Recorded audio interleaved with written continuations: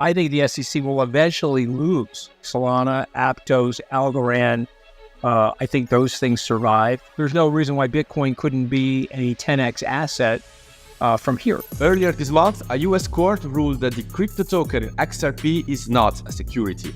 The ruling was largely interpreted as a landmark victory for crypto over the US Securities and Exchange Commission, which has been cracking down on digital assets by labeling them as unregistered securities. But what is the broader significance of the XRP ruling? Which other crypto assets could benefit from it?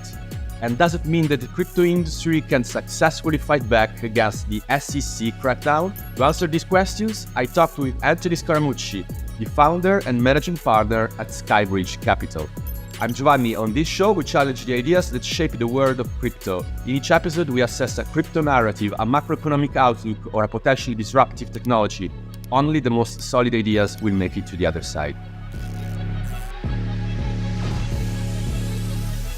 Let's talk about the latest XRP ruling. So that was definitely a big victory for Ripple.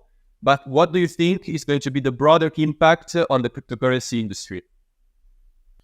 Well, I think the first thing we have to look at, Giovanni, is whether or not the SEC is going to appeal the decision and then what would happen at the appellate court. There's a lot of people that are saying that they're going to appeal it, but I predict that they will not appeal it because if you look at the appellate court has more conservative judges, frankly, and the likelihood of it getting overturned, I think, is quite small. So I don't think the SEC wants to go through the further embarrassment of appealing it. And so just stepping back, they resoundingly lost that case. And I know there's a lot of speculation. Well, they didn't technically lose it because there were some things said inside the case that define certain things as a security versus others. But plaintively in the decision was the Howey test. And basically what our current SEC commissioner, Gary Gensler, said back in the 2018-2019 timeframe when he was an MIT professor,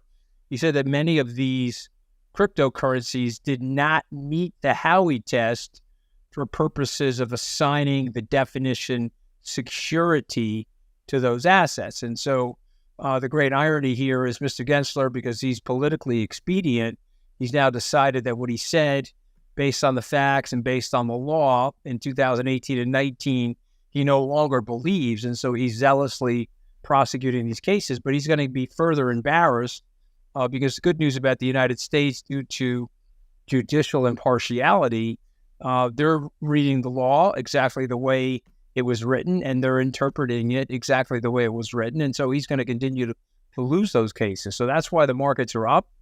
I see it as a very positive sign for cryptocurrencies in the future. This ruling is likely to have a positive impact on further cases the SEC is moving against other cryptocurrencies. So what are the specific crypto assets that, according to you, are going to benefit the most out of this ruling?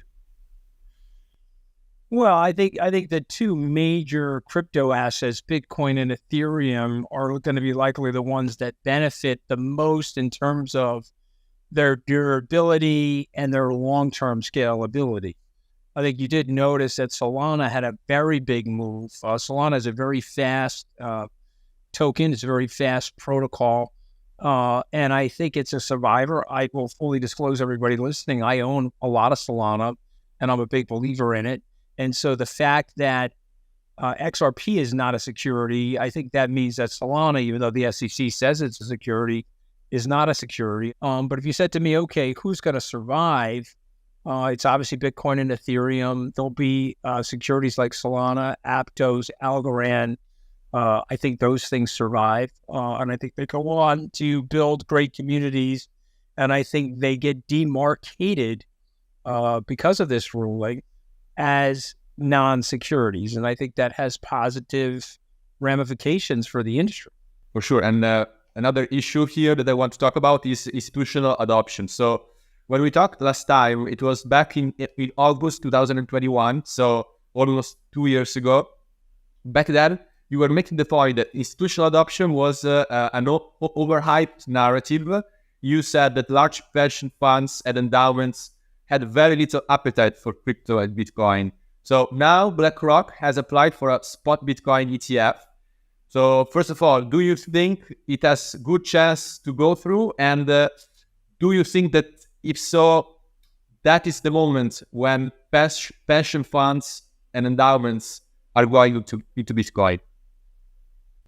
Yeah, so good, really good question. And so I think, not to pat myself on the back, but when you asked me that question 2 years ago, if you look at the unfolding 2 years, I think I was right. There wasn't a lot of demand. There was hype and talk about demand, but it really did not materialize. But I think now, if you're asking me that question again in 2023, I do think there is demand. I think there is a door opening, sort of like you can see the light shaft coming through the door, where there's a lot of institutions, if they get greater regulatory clarity, they will adopt this asset. So, and I think all of that's coming. It's not quite there yet, but somebody like Larry Fink, as an example, applying for a Bitcoin ETF, would be an example of that. He could get rejected. I'm not saying that it'll go through on the first time because this commission is very negative.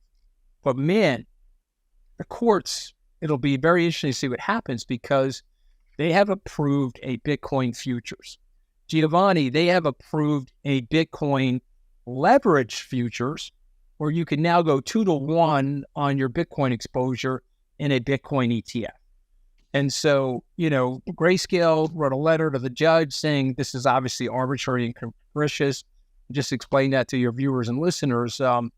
There is a clause in U.S. administrative law that a regulator can't be arbitrary with the way they rule. So if here's the law, and the regulator says, well, it's okay to have a Bitcoin futures ETF, but it's not okay to have a Bitcoin cash ETF.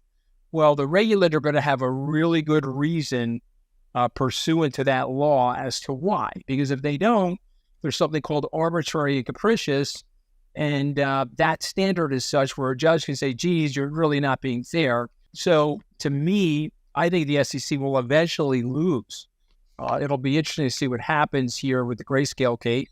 But if they lose that case, obviously, BlackRock is going to get the ETF approved immediately. This may not all unfold until the first half of 2024. But if we're sitting here a year from now, and hopefully you'll invite me back on your podcast, if we're sitting here a year from now, will there be a cash Bitcoin ETF in the United States? I believe that there will be. When we talked last time, you said that Bitcoin was going to reach 1 billion users by the end of 2025. So that was back in August 2021. So in between then and now, we had a long bear market, the FTX collapse, and many other unfortunate events that impacted heavily crypto. So despite that, are you still convinced of your prediction? Dan Tapiero, a very good friend of mine, his research team says that Bitcoin right now has between 300 and 340 million users. And so to put that into context, that's the internet back in 1998. So if we were sitting here talking 25 years ago, how much saturation did the internet have globally in 1998? About 2% of the people on planet Earth had access to the internet. Now, obviously, that's changed a lot over the last 25 years. And so we're sitting here now in 2023. When I made that prediction, there was just under 100 million users.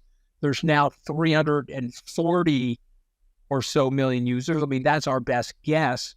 And so you're telling me in the next 2 years, do I think we can exponentially go from 340 to a billion? I do believe that. And by the way, I will point out that if you get regulatory clarity in the United States, you will accelerate that adoption. So we'll have to see what happens, but I'm going to stick to that prediction. I think that's going to be accurate. And if that's the case, there's no reason why Bitcoin couldn't be a 10x asset from here. There's no reason why. So, in 5 years today, not 2025, but we're sitting out in 2028. I don't see why Bitcoin couldn't be $400,000 to $500,000, $300,000 by the end of 25, but $400,000 to $500,000 by the end of 28. Of course. And yeah, just to close the conversation, I just have a very quick question about something that is going on in the US. So Ron DeSantis just came out with a statement. He said that if he is gonna win in the US presidential elections, he will ban central bank digital currencies, in the sense that basically he's very much against the CBDCs and they won't become a reality in case he gets elected. What do you think about this? And yeah, do you think that the CBDCs are going to eventually become a reality in the US? Okay, so since we're in the prediction business, Ron DeSantis will not be president of the United States, so we don't have to worry about that. The chair that I'm sitting on is more exciting and more magnetic and more charismatic than Ron DeSantis. Now, he's talking about banning central bank digital currency. So I'm a libertarian. I'm not for central bank digital currencies because of what Governor DeSantis is saying. We don't want this type of social control. We don't want people that could eventually get involved in the government that could enforce their values on us and maybe shut down our accounts, or they don't like some of our behavior. They could take money from us very easily with the central bank digital currency. But I got bad news for everybody. You're not going to stop technology in the world. So if people are worried about AI, well, I've got bad news for you. We're going to have AI. It's just going to happen. So if you study human history, if you have the technology will be used and deployed.